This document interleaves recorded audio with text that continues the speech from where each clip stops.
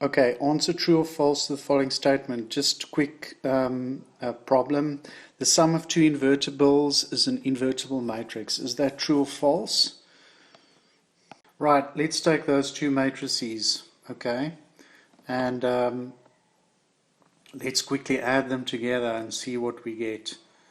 So we take this matrix here,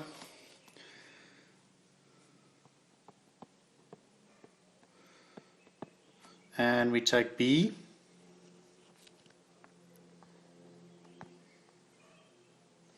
we add the two together, and that is clearly the zero matrix. Okay, and also note that if we look at the determinant of A, because we know 2 by 2 matrix, the determinant tells us whether it is invertible or not. The determinant is 0 minus 1, and that is clearly not 0, and the determinant of B is equal to 0 minus 1 squared, which is basically minus 1 as well, which is also not equal to 0. And we know that A and B are invertible.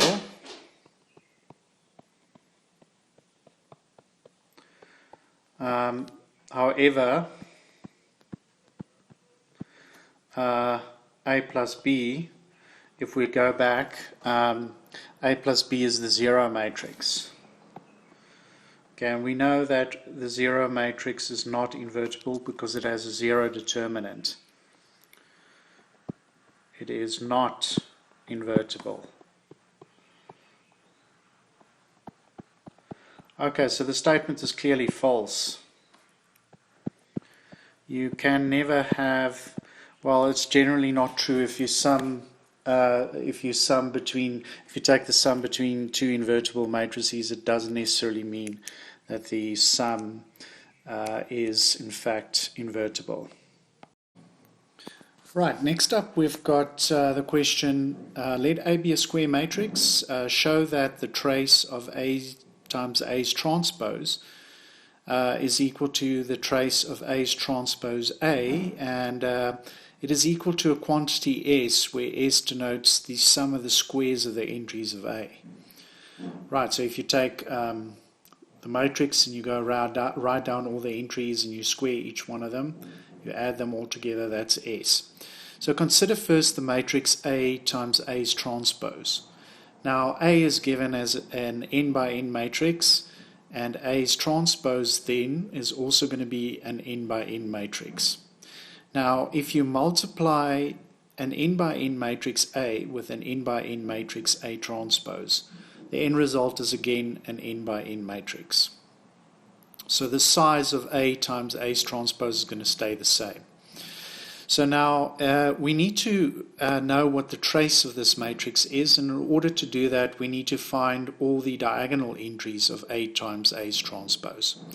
So we need to look at the matrix A times A's transpose, and we need to look at the entries that lie on the diagonal. In other words, the entries that occur in the ith row and the ith column. Right, so remember the indices for a entry to lie on the diagonal, the row index needs to be the same as the column index. And right, so what you're going to do is that's a product, so that's going to be the ith row of A, and you're going to dot that with the ith column of A's transpose. Okay, so that you can then write as the ith row of A, and now the question is, if you look at the ith column of A's transpose, the ith column of A's transpose used to be the ith row of A. So the ith column of A's transpose is essentially the ith row of A. So you're going to dot the ith row of A with the ith row of A. Okay, so writing down the ith row of A, remember the row index is indicated by the first occurring index, which in this case is I. And then you're going to dot that row vector pretty much with the row vector, the ith row vector of A. So that's going to have the same entries as the horizontally placed vector. Okay. Right, so working out that expression, we get that it is the sum of the squares of the entries in that row vector. Okay, now that we've calculated, so now we know what the diagonal entries of the matrix looks like. So now it's just a question of summing over the diagonal entries. And in doing that, we are actually calculating the trace.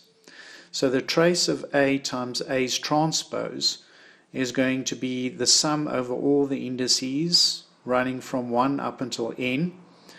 And for each index, you're pretty much summing over that whole expression that we just worked out.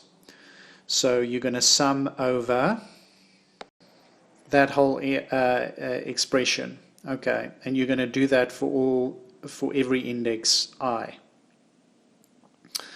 Okay, so we can just go and work out that whole sum and see what the end result looks like.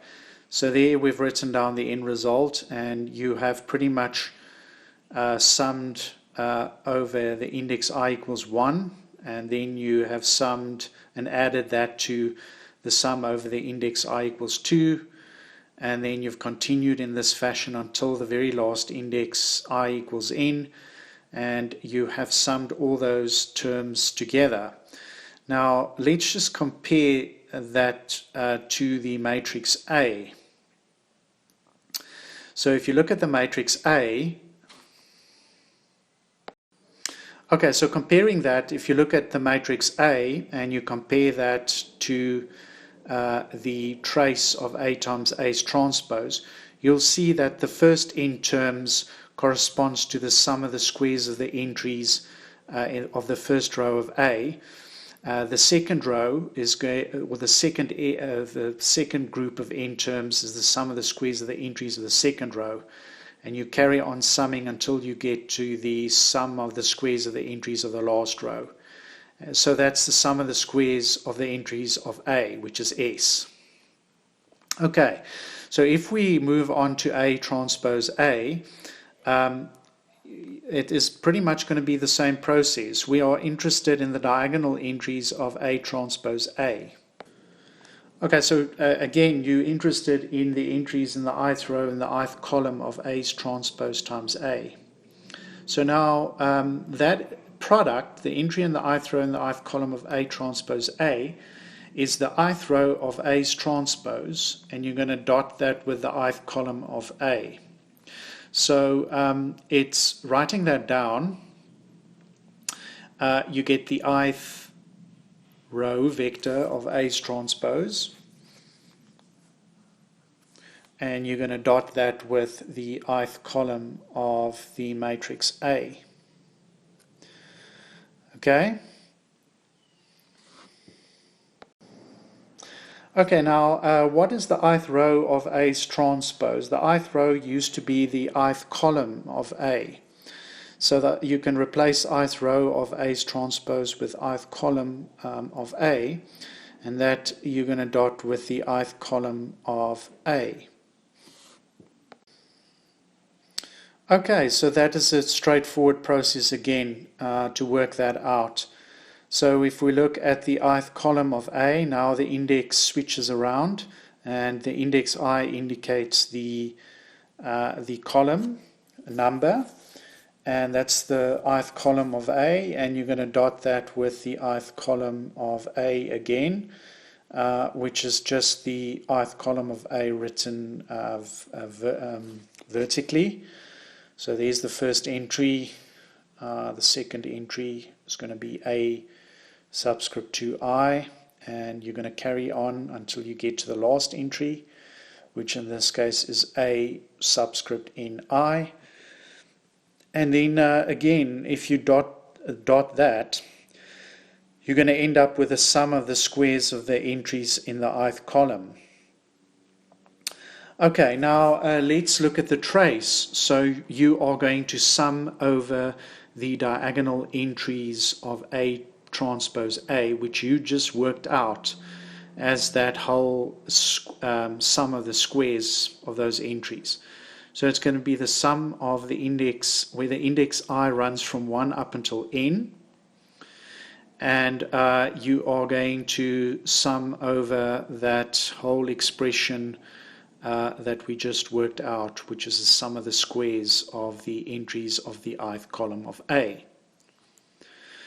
And then again, it's going to be working out the total sum and comparing it to the matrix A. You are going to see again what we saw previously. You have the trace there, and you summing over all the indices. So I starts at 1, you get the first n terms, then I moves on to 2, and you get the sum of the second n terms, and you carry on through until you get to the sum of the squares of the basically the nth column of A. Okay, and you add all of those entries together. So now comparing it to the matrix A, you'll see that the sum of the squares of the first n entries in that trace A transpose A sum, you'll see that corresponds to the sum of the squares of the entries in the first column of A, and then moving on to the second grouping of n terms, you'll see that that corresponds to the sum of the entries along the second column. And lastly, you carry this process through until you get basically to the last column, or the last grouping of n terms, and that corresponds to the sum of the entries of the squares of the entries in the last column. Okay, so right, so if you add all that up, you get basically what? You get the sum of the squares of all the entries of A, which is basically S. So whether you're summing along the rows or the columns, you still get the same result. Previously we summed over the squares of the entries over the rows, and now we're summing over the squares of the entries of the columns. And basically it's still the same sum, because you're adding all the squares of the entries of the matrix A together. And so the trace of A transpose A is exactly the same as the trace of A times A's transpose, which is S. All right, next up, let A be a matrix with index n at least 2. Is it true that A to the power of n's transpose is the same as A's transpose to the power of n? So now it's just an application of your transpose product rule and your exponent rule. All right, so what is that equal to? That is equal to, right, so you're going to write the product of A with itself n times. Okay, so that is basically you multiplying A with itself n times. Okay. Now I've just used different colors just to see that I'm still that I have to be careful when applying this rule, because remember, the transpose of a product is the product of the transposes but in reverse order. So I still need to respect that, although it's not going to play a role here because I'm multiplying the matrix with itself. A squared, A times A is still the same as A times A. I can switch the two around without any problem. So that is then going to be the following. So what you're going to do is you're going to apply it in reverse order. So you're going to start with the last matrix in your product, and you're going to write that first, and you're going to basically transpose that, and you're going to carry on until you get to the second last matrix, moving from right to left, and you're going to again transpose that. So I'm applying that reverse order here. Although it doesn't make, as I said, it doesn't make a difference in this case, I still have to be careful and apply it so that I can get used to it. So that is basically going to be how many terms do I have there. I've got n terms. I've got n terms. Okay, so that is basically going to be, that's going to be A's transpose to the power of n. So it is true, right, it is true.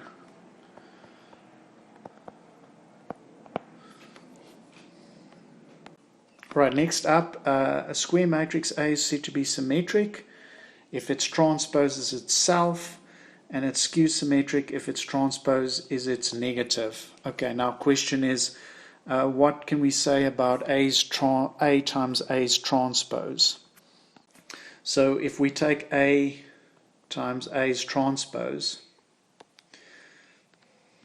right, so if we take A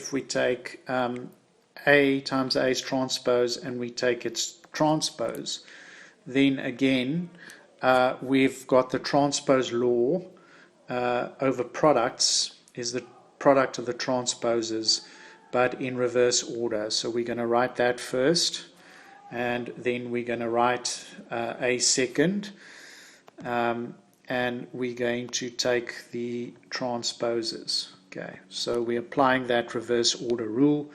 A's transpose is transpose. We know we can replace that with A, and A's transpose stays A's transpose. So is this matrix symmetric or not? So hence A times A's transpose is symmetric, because taking its transpose has no effect on it. It is its own equal to its transpose. All right, next up is A plus A's transpose. So if we take A and we sum it with its transpose, let's see what happens. Okay, this is just an application of our transpose laws. We know the transpose distributes over the sum of matrices. Okay, so there's no reverse order law that I have to take into account here, and that is that, and we can replace A's transpose as transpose with A, because we proved that. And what do we know about matrix addition? Matrix addition is commutative, right? The addition, adding matrices, it's a commutative process. So you can basically switch the two around there and still maintain equality. Okay, so there we go. All right, so again, the matrix A plus A's transpose. This transpose is just A plus A's transpose. Okay, so therefore we can say that hence A plus A's transpose is symmetric.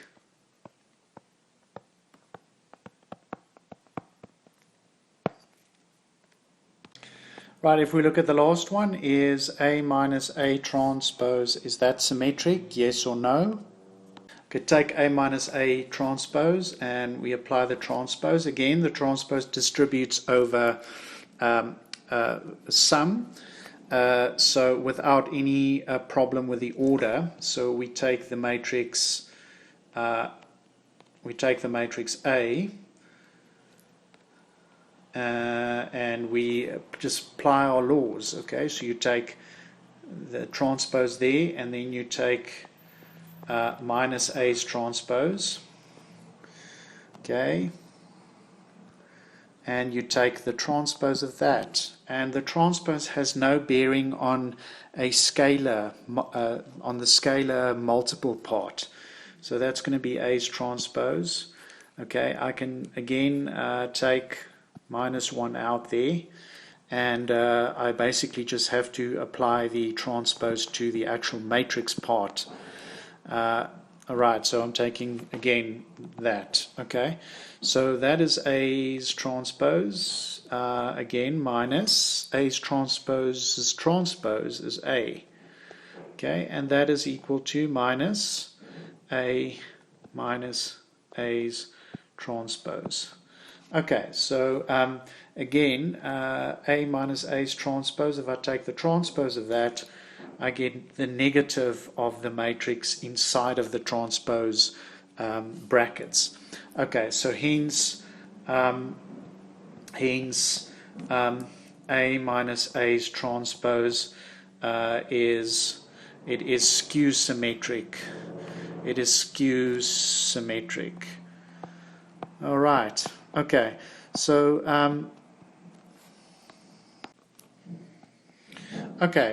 hence A minus A transpose is skew symmetric. So that's just an application of your transpose laws. All right, next up here they ask us find the inverse of the following matrix. Okay, so this is a 3 by 3. We know what it, remember how we calculated the inverse of a 2 by 2, right? We just merely required it to adhere to the definition, first principle definition of what an inverse is. So this is a square matrix. It definitely, we can determine its, if it exists, we can determine its inverse. Right, so let's look at that one there. Right, let's consider the matrix A, and what we're going to do is we're going to let B be a arbitrary, well, not arbitrary, but let B be a matrix specifically with entries A, B, C, D, E, F, G, H, I, and such that A times B is the same as B times A is the same as the identity matrix, which in this case is a 3 by 3 identity matrix.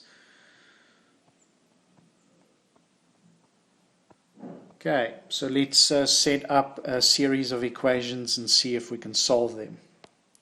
Right, so there we've got A times B, and then working that out, you can easily see that that is.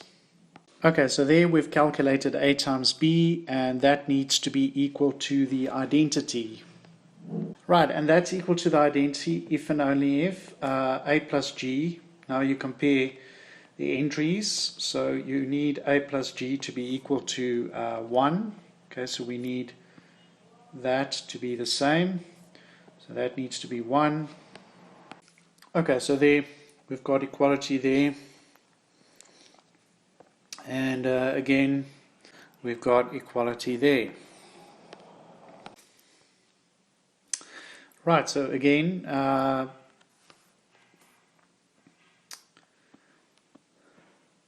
plus D is 0. B plus E is equal to 1. And C plus F need to be equal to 0.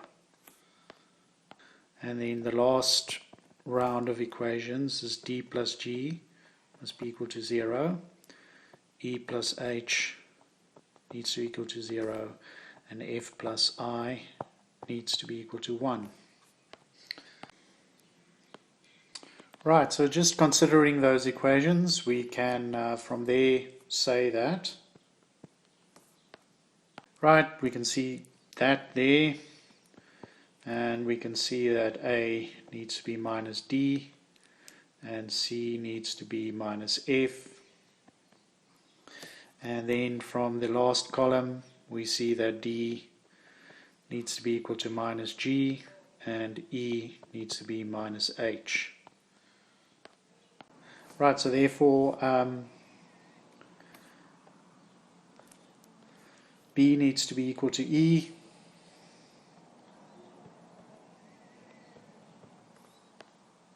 Okay, C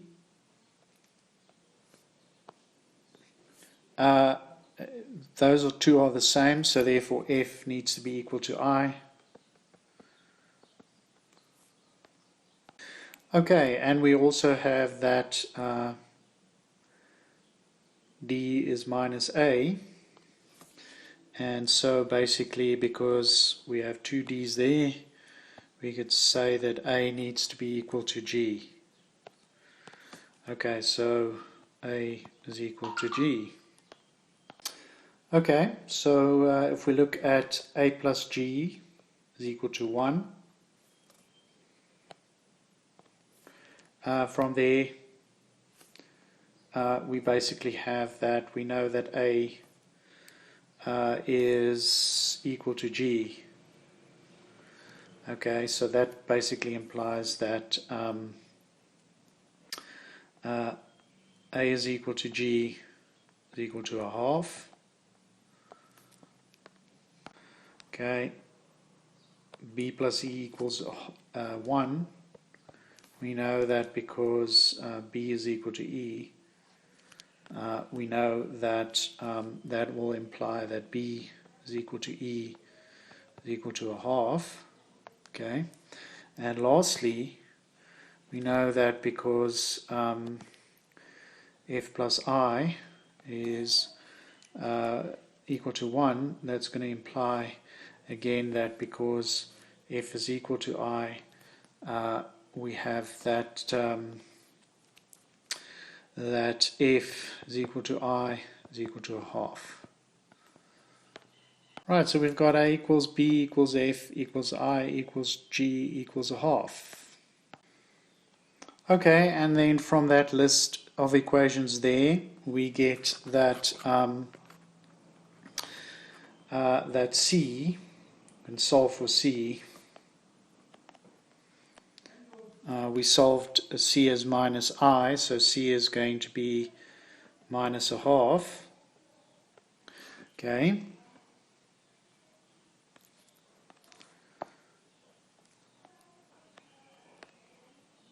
Alright, so again, because D is equal to minus A, we have that D is equal to minus a half.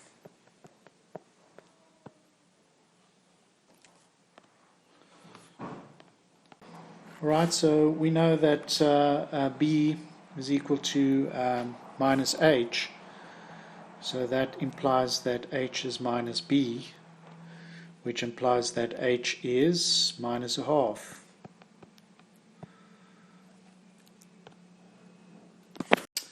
Okay, so we've calculated A, B, C, D, E, F, and G, H, and I. So we've calculated all our values. Okay, so writing that all down at the end, we get that C is equal to D is equal to H is equal to negative a half. Plugging that back in to get our matrix, we have A, B, and C respectively. Then D, D, E,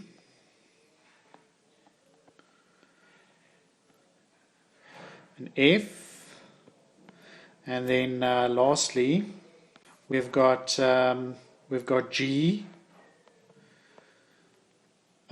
G, H, and I. Okay, I just need to make sure that we looked at the product A times B. We just need to make sure that B times A also satisfies the identity matrix.